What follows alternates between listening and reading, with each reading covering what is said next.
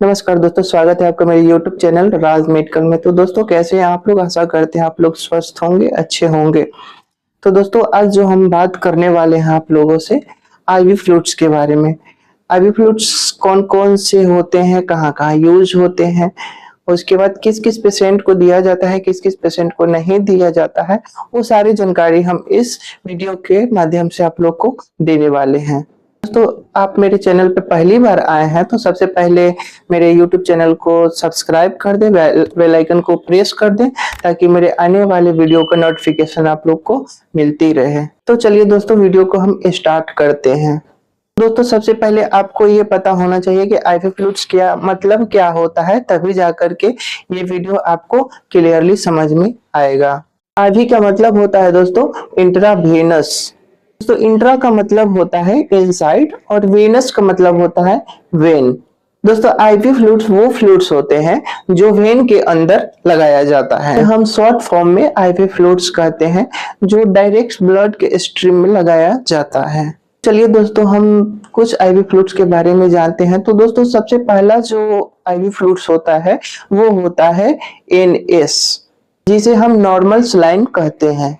दोस्तों, दूसरा जो होता है वो होता है डीएनएस, जिसे हम डेक्स्ट्रो नॉर्मल सलाइन कहते हैं, जिसे नॉर्मल भाषा में ग्लूकोज भी कहते हैं। दोस्तों, जो तीसरा होता है D5, D10, D25, जिसे हम डेक्स्ट्रो सॉल्यूशन भी कहते हैं।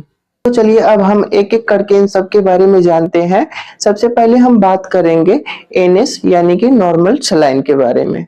तो चलिए दोस्तों, हम एनएस के बारे में जानते हैं। आखिर एनएस क्या होता है? एनएस भी एक प्रकार का आईवी फ्लूइड्स है। तो चलिए दोस्तों, सबसे पहले हम एनएस के कंपोजिशन के बारे में देख लेते हैं, इसके अंदर क्या क्या प्रेजेंट होता है। तो एनएस का जो 100 ml का बोतल होता है उसमें 0.9% NaCl प्रेजेंट होता है, यानी कि नमक प्रेजेंट होता है, जिसे हम नॉर्मल सलाइन कहते हैं। चलिए दोस्तों, अब हम इसके यूज के बारे में जानेंगे, कहाँ कहाँ यूज होता है इसके बारे में हम जान लेते हैं। एनएस का जो पहला यूज होता है वो होता है डिहाइड्रेशन, यानी कि लॉस ऑफ वाटर। अगर किसी व्यक्ति के शरीर के अंदर पानी की कमी हो गई है तो वहां पे एनएस का हम प्रयोग कर सकते हैं।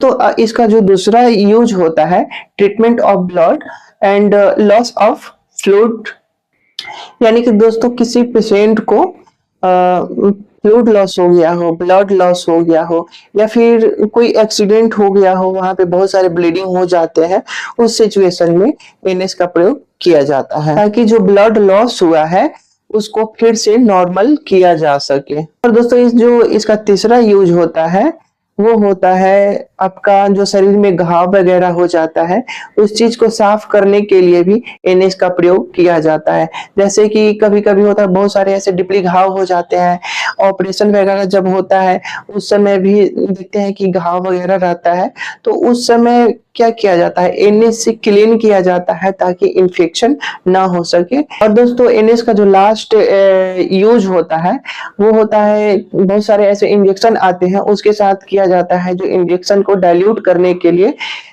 एनएस का प्रयोग किया जाता है। तो इसका जो डोज होता है 24 घंटा में 3 से 4 बोतल ही पेशेंट को दिया जा सकता है। दोस्तों, कभी कभी ये भी डिपेंड होता है कि पेशेंट को क्या हुआ है, पेशेंट का क्या सिचुएशन है, पेशेंट को क्या कितना डोज दिया जाना चाहिए, वो डॉक्टर अपना डिसाइड करते हैं कि 24 घंटा में कितना बोतल उसको एनएस लगेगा। तो दोस्तों, ये याद रखिएगा कि हम मैक्सिमम बोले हैं, मैक्सिमम 24 घंटा में 3 से 4 बोतल दिया जाता है, ये नोट करने वाली बातें हैं।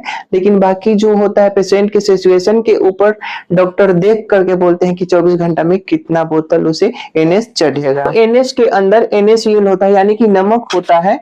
तो ये याद रखिएगा, जिस पेशेंट को बीपी बढ़ा रहता है उसे एनएस नहीं दिया जाता है। तो दोस्तों, अब हम नेक्स्ट जो बात करने वाले हैं डीएनएस के बारे में। तो चलिए, इसका क्या क्या कंपोजिशन है, क्या क्या यूज है, कहाँ कहाँ पे किस किस पेशेंट को ये दिया जाता है, वो सारे चीज हम लोग जान लेते हैं। डीएनएस यानी कि डेक्स्ट्रो नॉर्मल सलाइन, जिसे हम नॉर्मल भाषा में ग्लूकोज की बोतल भी कहते हैं। चलिए दोस्तों, अब हम इसके कंपोजिशन के बारे में जान लेते हैं, इसके अंदर क्या क्या प्रेजेंट रहता है उस चीज को हम लोग जान लेते हैं। तो दोस्तों, इसमें भी जो होता है 0.9% NaCl होता है, 5 ग्राम डेक्सट्रोज पर 100 ml होता है। तो ये जो है 100 ml के बोतल की कंपोजिशन बताई गई है, ये बात आपको ध्यान रखना है। तो चलिए दोस्तों, अब हम इसके यूज के बारे में जान लेते हैं। तो पहला जो इसका यूज है डिहाइड्रेशन, यानी कि पानी की कमी। अगर किसी व्यक्ति को शरीर में पानी की कमी हो गई है तो उस समय भी डीएनएस का प्रयोग हम करते हैं। दूसरा जो उपयोग होता है treatment of blood fluid loss. जैसे कि पहले भी हम बताए हैं कि किसी व्यक्ति का एक्सीडेंट हो जाता है, ब्लड बहुत सारे निकल जाते हैं शरीर से, तो उस समय जो ब्लड का रेशियो होता है उसको नॉर्मल करने के लिए भी हम डीएनएस का प्रयोग करते हैं। तो इसका तीसरा उपयोग होता है लो ऑफ ब्लड शुगर। तो अगर किसी व्यक्ति के ब्लड के अंदर जो शुगर की मात्रा है कम हो जाती है, तो उस समय में भी जो शुगर की लेवल है उसको नॉर्मल करने के लिए हम डीएनएस का प्रयोग करते हैं। इसका लास्ट उपयोग होता है यूज इन इंसुलिन शॉक। तो दोस्तों इंसुलिन शॉक में भी हम डीएनएस का प्रयोग करते हैं। दोस्तों आखिर ये इंसुलिन शॉक है क्या, चलिए हम इसके बारे में थोड़ा सा बात कर लेते हैं। तो कृपया करके आप लोग ध्यान से सुनिएगा। दोस्तों कभी कभी क्या होता है कि हमारी बॉडी में जो है इंसुलिन की मात्रा जो है बहुत बढ़ने लगती है और शुगर जो होता है शुगर लेवल कम होने लगती है। दोस्तों कभी कभी क्या होता है कि हमारे बॉडी के अंदर इंसुलिन की मात्रा जो है बहुत ज्यादा मात्रा में बढ़ने लगती है और हमारे ब्लड की जो है ग्लूकोज की मात्रा कम होने लगती है। तो उस समय जो है शुगर की मात्रा को नॉर्मल करने के लिए डीएनएस का प्रयोग हम करते हैं। दोस्तों आखिर ये इंसुलिन शॉक क्यों होता है, इसके बारे में भी हम थोड़ा सा जान लेते हैं। कभी कभी क्या होता है कि जो शुगर पेशेंट होते हैं बाहर से इंसुलिन की इंजेक्शन ले लेते हैं और खाना खाना भूल जाते हैं। जब वो खाना नहीं खाते हैं तो इंसुलिन शॉक होता है। तो चलिए दोस्तों अब इसके डोज के बारे में हम जान लेते हैं। तो डीएनएस का जो डोज होता है 24 घंटा में 3 से 4 बोतल मैक्सिमम। दोस्तों अब हम नेक्स्ट जो बात करने वाले हैं डेक्सट्रोज के बारे में। तो दोस्तों डेक्सट्रोज जो होता है 3 प्रकार के होते हैं, 3 बोतलों में आती हैं। एक नंबर जो होता है D5 होता है, D10 होता है और D25 होता है। तो दोस्तों फर्क जो होता है सिर्फ उसके क्वांटिटी में होता है।